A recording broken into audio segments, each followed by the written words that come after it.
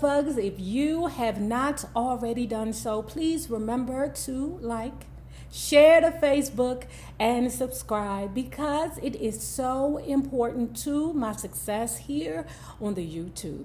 And if you are not a part of our Bella Book Club, please remember to hit the Patreon link below and or the join button here on YouTube and be privy to all the shenanigans before everybody else gets it, for a small fee of $5 a month. Now, let's get into David Ritz, The Life of Aretha Franklin, Respect. Where we left off, Aretha was signed to Columbia. She released her first record. You know, it made, girl, I don't even want to call it a splash, but it had very little success, okay? She over there at Columbia looking over there at the Motown, and her childhood friend, Smokey the Robinson, breaking it up. I know you've seen the intro, right? Now, the reason why I'm bringing up the movie Sparkle, it ain't just because she did the soundtrack, right? I'm bringing up the movie Sparkle because when I first seen that movie years ago in the 80s, it's my cousin Mick very favorite movie, or one of her very favorite movies, because she always loved that fine ass Philip Michael Thomas, and I'm like, okay, I like the movie too, Mick, but it's something about this movie that ain't right. It ain't right. You know what wasn't right? The fact that Irene Kerr was like 14 and that goddamn Philip Michael Thomas character Stix was like 27, something like that. And to bring it back to what we about to get into, sister, that beautiful ass Lonette McKee back there, oh my God, I would have gave her something she could feel. But now she's like an old Bill Dagger. You know, she look like an old, she's beautiful, but she look like an old bull dagger. Lonette McKee, what you doing? Okay, what you doing right now? Blink, that's all. Lonette McKee was messing with that damn Satin Struthers. Ooh! Y'all, let me tell you something. That Satin Struthers is still fine as a motherfucker. Do you hear me? His name is Tony Brown or something like that. He was an ex-football player, child. He is now working as security for Public Enemy. He like 72 years old. So that's telling you that that Satin Struthers is still fine as a motherfucker. Do you hear me? I know all of y'all know who Sparkle is and what Sparkle is, but Sparkle was basically, it was centered around Irene Kerr, you know, character, but Lonette McKee was the anchor, okay? Lonette McKee had left home to mess with a pimp, Satin Struthers. And what we gonna learn today is that it's not uncommon for singers to get mixed up with pimps. Let's get into it. So Ted White was described as a man similar to Berry Gordy that knew all the ins and outs of the music. The difference between Teddy Whitey, okay, and Berry Gordy was that they said that Berry Gordy was an old nervous man with nervous energy all the time, okay? Berry Gordy wasn't smooth. Ted White was smooth. Now, Betty LaVette broke down the music culture in Detroit in the 1960s, okay? And let me just add, taking it back to the movie Sparkles, it was made in 1976, but it was supposed to be in the era of like the 1950s and the 1960s. So reading this part, I said, oh yeah, but I never knew. Y'all about to learn something today. Hold tight. I keep stopping. My bad. We gonna get into it. So anyway, Betty LaVette broke down the music culture in Detroit in the 1960s. She was able to do so because she was immersed in that R&B culture, right? She said pimps and producers were often one and the same. Remember I told you in the Rickety James book that they was pimping down there to the Motown, okay? And basically, that's how them motherfuckers was getting that seed money, not from selling drugs, but selling these women's vagina, okay? And they was good with that. So the object for the pimps and the producers was to get women to work for you and then to get women to give you the money. One and the same. You don't see no difference in that. Betty said that now they demonize pimping. You know, I don't think they demonized pimping, Miss Betty, but she said back then pimps were very sought after by women singers because they knew that the pimps would protect them. Until they started putting their hands on them. Okay, it wasn't until the women would be like, okay, this was cool at first, but now, nigga, you getting on my nerves. You being too controlling. Now I want to roll. You can't tell no pimp after he did all this work for you and did all these sacrifices for you. All you was doing was just selling your pussy. You know, he done made all these moves for you and you just want to just leave him? Oh, no, that's not how pimps work, child. And especially if you're a good earner. Miss Betty said that back then, pimps were very well sought after, okay, by singers.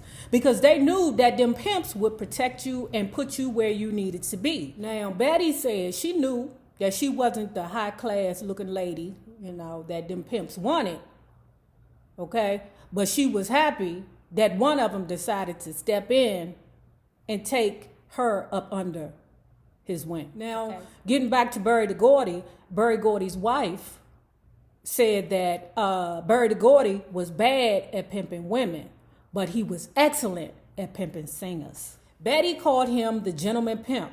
Okay, he was a cut above all the rest because he dressed well, he presented himself well, he knew how to groom his women in a way to make them, classy, have better etiquette. Don't chew with your mouth open, close your mouth, pop, that's how he was. But he made his women stellar, okay? Kind of like the Motown machine. Anyway, she said that, meaning Miss Betty said that Ted White was the first person to take her to an old fancy restaurant and taught her how to cut her steak. She said that when she was out on the road and there was concern with them janky ass promoters, where she didn't get her money, Ted would always send her money and get her back home safely. So again, Miss Levette don't have no problem with saying, yeah, I was pimped.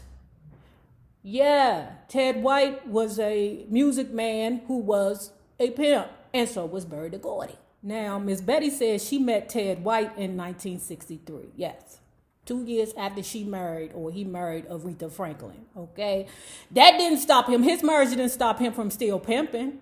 They both knew what it was, but she was just happy to be associated with a man with such power. She didn't give a fuck about Aretha. Aretha knew what the hell was going on. She knew that she was part of the ultimate plan, okay?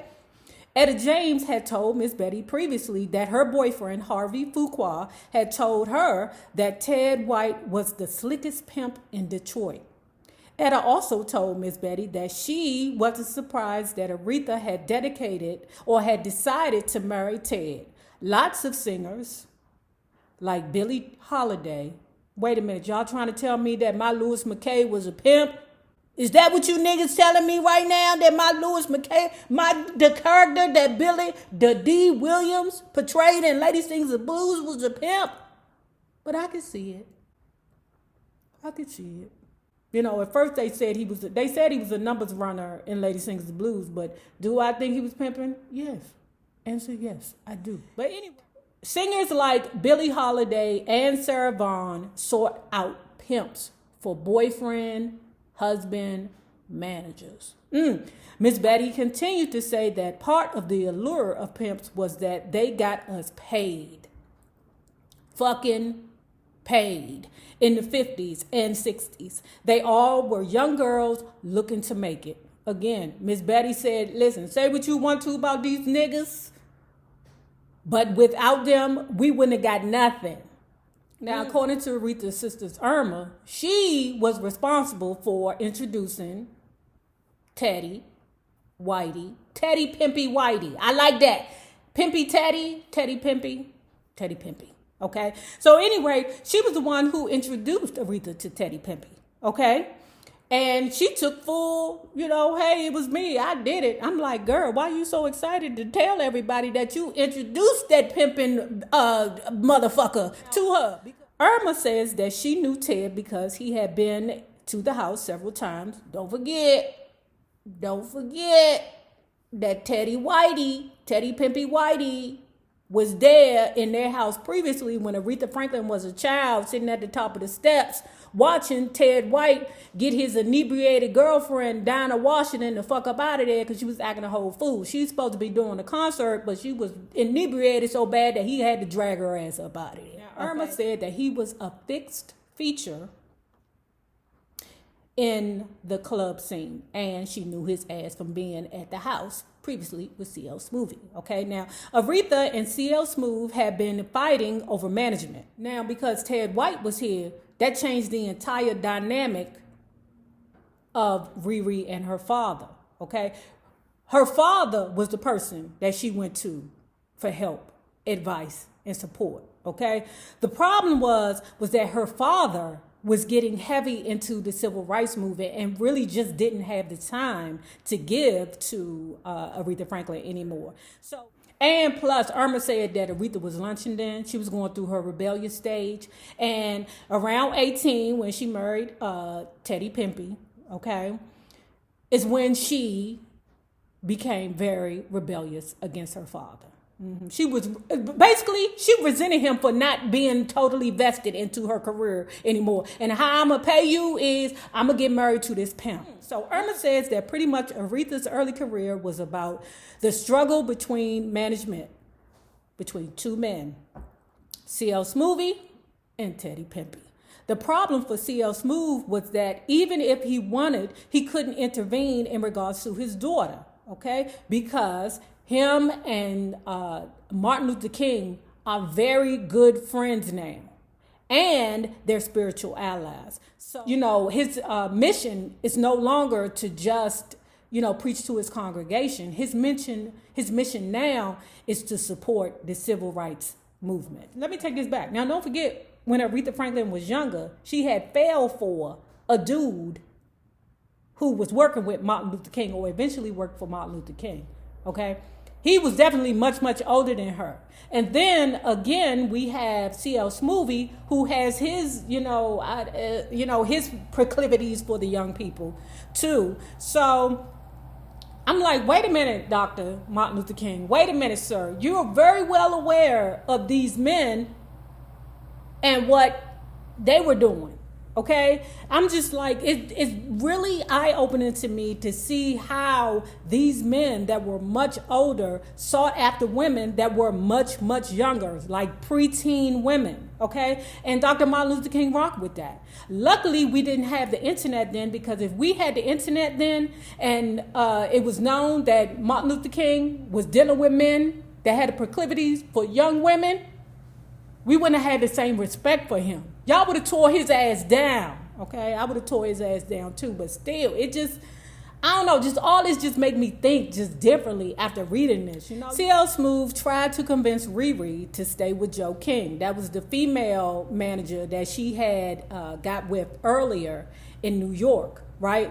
But Ted was diligent about wiping all of Joe King and her entire cabinet the hell up out of there. If it was associated with Joe King or somebody else that wasn't under him, bitch, you got to go, okay? Because how am I going to control her if you still there getting in her ear, But Ted did a lot of work for Aretha. He was responsible for getting her on a small tour with Jackie Wilson, and then another tour with Sam Cooke. I'm saying, did Teddy Whitey know that Sammy Cookie and her got together? This right here, y'all, fucked me up. You hear me?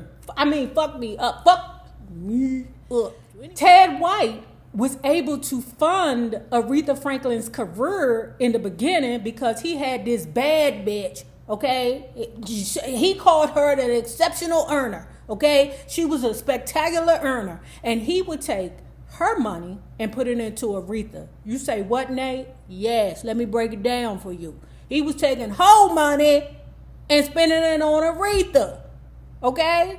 I'm like saying to myself, if I was that high, but wait a minute. But I guess all the hoes who worked for him at the time looked at it like, okay, we all investing into Aretha. If she come up, then we come up too. So continuing on, Miss Betty said that this is how the music industry worked. They dressed us up, showed us off, and sometimes hook us up with other producers. And we loved it. So the downside though was that sometimes, like I said earlier, them niggas would get in their feelings and want to 1-2 punch them girls, okay? Because eventually them girls would be like, wait a minute, hold on, Clarence. You know, you being a little bit too controlling, or, you know, your power only go right here. You know, you done everything you could do. I need to get over here. So I would believe eventually those pimp producer husband boyfriends would eventually get knocked, okay? Because they could only take them right here. They trying to go over there. So they gonna go over there with that dude. So I see it, you know, and when them girls try to leave, them men be like, oh no, you can't leave me. You know how many hoes had to sell pussy in order for you to get where you are, girl? No, answer no, girl. You ain't going nowhere. Pop, sit your ass down. Anyway, so moving on, Columbia is now working on Aretha's second album, The Electrifying Aretha. Columbia had also gave a contract to Irma Franklin. There was an enormous sibling rivalry between Irma and Aretha, okay? Aretha couldn't handle the pressure, feeling that, okay, now Columbia is going to be focusing on two of us. No, Columbia need to just be focusing on me, Aretha. Columbia had a sister company called Epic. That's where her sister Irma was on. Irma was on Epic. Columbia and Epic are one and the same, but they're different. They're separated. Aretha over here, Irma over here. Now, ReRe was mad because she felt like her producer at the time, John Hammond, was the reason why Irma got signed. Answer no. It was her father, CL Smooth. Okay? And when she went to CL Smooth and was like, why they signing Irma? Why aren't they focusing on me? CL Smooth frankly told her, shut the fuck up, sit your ass down. You are not the only singer in this family. Moving on, Irma felt that Aretha would be thrilled initially because she's like, we on two different labels, okay? They together, but they different. Irma over here, Aretha over there.